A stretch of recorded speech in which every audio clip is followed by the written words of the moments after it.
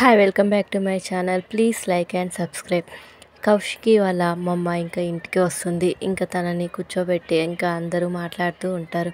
ఇంకా కేదార్ ధాత్రిని చూసి ఎవరు వీళ్ళు అని చెప్పి అడగగానే ఇంకా వైజయంతి నిషిక వాళ్ళ అక్క బావ అని చెప్పి చెప్తుంది.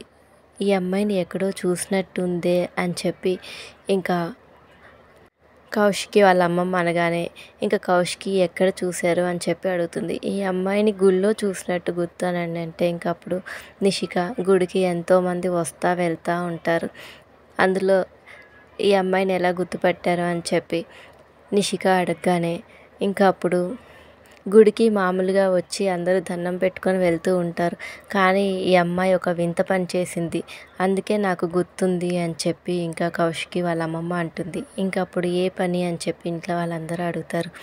ఆ రోజు అమ్మాయి గుడిలో పసుపు తాడు తనంతట తానే తన మెల్లో కట్టుకుంది, ఆ రోజు నా కళ్ళతో నేను చూశాను, అందుకే నాకు గుర్తుంది అని చెప్పి అనగానే ఇంకా కేదార్ ధాత్రి ఏమో ఇంకా తెలిసిపోయింది అందరికీ. ఇప్పుడు వదిన ఏం చేస్తారో ఏమో అని చెప్పి ఇంకా కేదార్ ధాత్రి వీళ్ళిద్దరూ ఇంకా టెన్షన్ పడుతూ ఉంటారు. Thank you for watching. Please subscribe my channel.